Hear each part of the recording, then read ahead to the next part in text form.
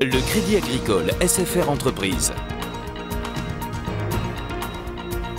EDF, Crête d'Or.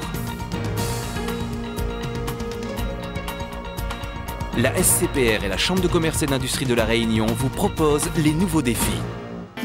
L'ADIR et RFO Réunion, avec le concours de l'Europe, la région et le département, présentent les nouveaux défis.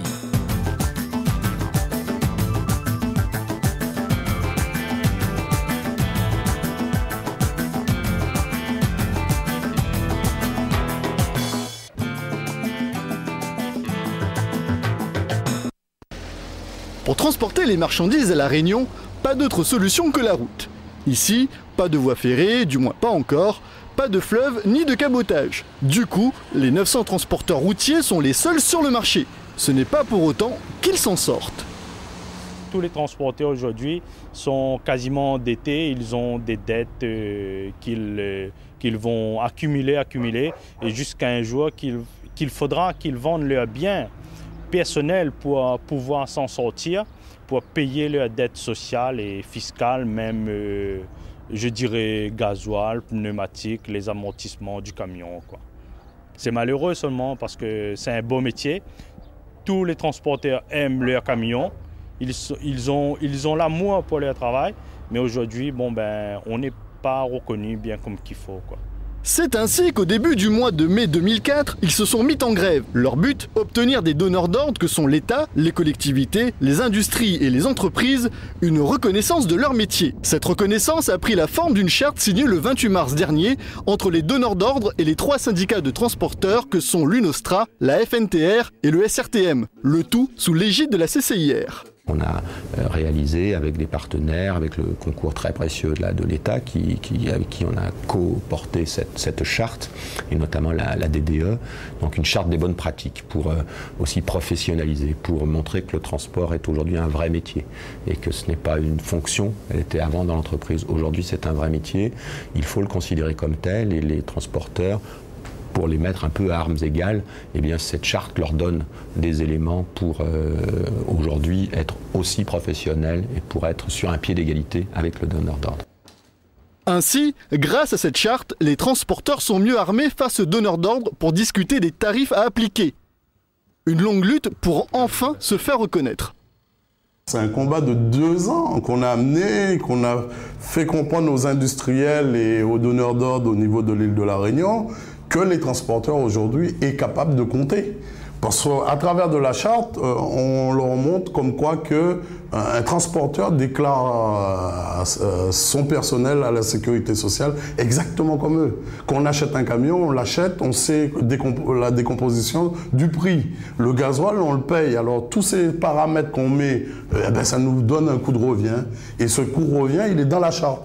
Et ces donneurs d'ordre aujourd'hui, ils s'aperçoivent qu'il y a une charte et il faudrait qu'ils l'appliquent. En annexe de cette charte, des exemples de coûts de revient minimal selon les types de camions et les kilométrages effectués. Des montants indicatifs qui constituent une bonne base de négociation entre les transporteurs et les donneurs d'ordre. Il faut que cette charte soit appliquée, c'est l'objectif numéro 1 de la commission transport. Et nous allons continuer avec notre bâton de pèlerin à expliquer les vertus, notamment de cette annexe qui intéresse tout le monde, pour pacifier les débats, pour permettre une négociation saine des tarifs qui restent libres, mais sur la base de coûts de revient, à partir d'éléments de coûts, charges fixes, charges variables, sur lesquelles à peu près tout le monde est d'accord et qui permet aujourd'hui de mener une négociation tarifaire saine, professionnelle et équilibrée. Une première vitesse a été enclenchée par cette charte vers une rémunération plus juste du travail. Mais si les transporteurs veulent optimiser leur coût de revient, ils doivent s'unir pour faire baisser leurs charges. C'est un axe fort de la poursuite de notre politique d'inciter les transporteurs à se regrouper. Alors la coopérative est une forme, il peut y avoir des mutualisations dans les achats, des centrales d'achat qui ne seront pas forcément des coopératives au travers des syndicats professionnels avec l'appui de la Chambre de commerce. Il est clair qu'un secteur très atomisé a besoin d'accompagnement. Et c'est clair que la Chambre de commerce cherche à certainement auprès des transporteurs un rôle important encore d'accompagnement. La filière transport commence à se structurer. Pour éviter les chauffeurs marrons, un macaron identifiant les transporteurs en règle a été mis en place. De son côté, l'État continue à jouer son rôle de contrôleur. Grâce à la DDE, les services de police et de gendarmerie ainsi que l'inspection du travail, ils s'assurent des bonnes pratiques concurrentielles dans le métier, à travers notamment le respect du code de la route et du travail, à la grande satisfaction des patrons routiers. Pour moi, la charte, c'est quelque chose de bien parce que bon, ça donne une garantie nous au niveau transporteur. Comme ça, bon, tous les véhicules qui travaillent dans les règles, déjà pour le niveau contrôle DDE, c'est un atout en plus, quoi. Ils vont voir de loin que le véhicule, il y a le logo transporteur. Et pour nous, c'est peut-être une sécurité en plus. La profession a su donner un bon coup de volant pour ne pas rester au bord du chemin. Il ne reste plus qu'à lui souhaiter une bonne route.